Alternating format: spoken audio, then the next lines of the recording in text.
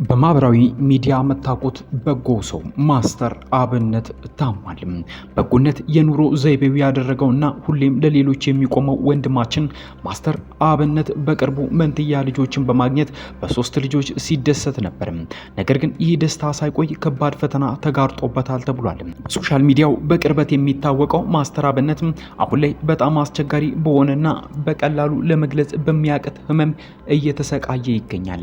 የጤና ባለሙያዎችም ወደ ውጭ ሀገር በመሄድ ልዩ ሕክምና እንዲያገኝ ጥብቅ ምክር ሰጥተውታል የተባለው ይሄ ታላቁ በጎ ሰው ቤተሰቦቹ፣ ወዳጆቹ፣ መላው ህዝብ በአሁን ሰዓት ከማስተር አብነት ጎን እንዲቆምና ከሁሉም በላይ በሆነ ልባዊ ጸሎት እንዲያግዙት በእጅጉ ተማጽኗል።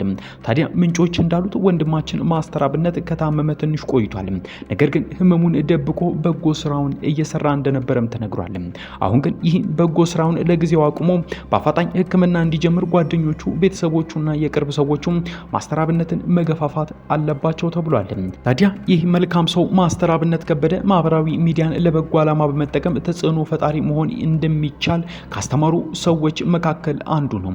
በሚሰራው የበጎ አድራጎት ስራ የተቸገሩ ሰዎችን ህይወት መለወጥ እንደሚቻል በተግባር ያሳየ ብርቱ ሰው ነው።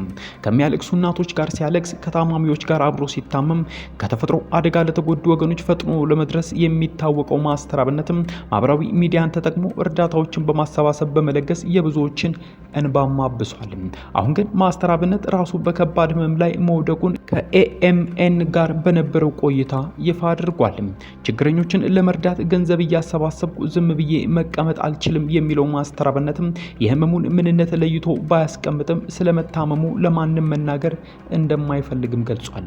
ማስተር አብነት አንድ ወር ባልሞላ ጊዜ ውስጥ ብቻ 30 ሚሊዮን ብር በማሰባሰብ 5 ሰዎችን ለህክምና ወደ ህንድ ሀገር ሄደው እንዲመለሱ ማድረግ የቻለ ቅን ሰው ነው።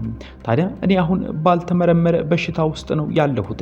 የሚያስጨንቁኝ ይህ ህመም በምርመራ አይገኝም፣ ራሴን እያጣው በስነ ልቦናም እየተጎዳው ነው ብሏል። ማስተር አብነት ማንንም ሰው ማስጨነቅ ስለማይፈልግ ብቻ ስለ ህመሙ ጉዳይ ባይገልጽም የለበሰው ልብስ የሸፈነውን የህክምና ይህ ነው የማይባል ህመም እያስጨነቀው እንደሚገኝ ያሳብቃል።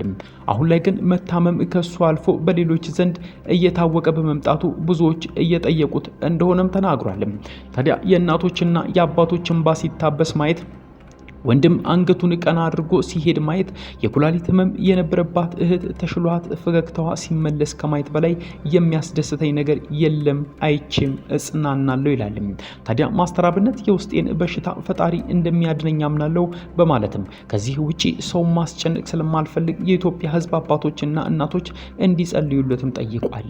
ከጊዜ በኋላ የህይወቱን ትርጉም በበጎ አድራጎት ስራ ውስጥ ያገኘው ማስተር አብነት ዛሬ ላይ ለተቸገሩ ድምጽና የተስፋ ድልድይ በመሆን በፌስቡክ ላይ ከ1.7 ሚሊዮን በቲክቶክ ደግሞ ከ4.8 ሚሊዮን በላይ ተከታዮች ማፍራት የቻለ ተጽዕኖ ፈጣሪ መሆንም ችሏል።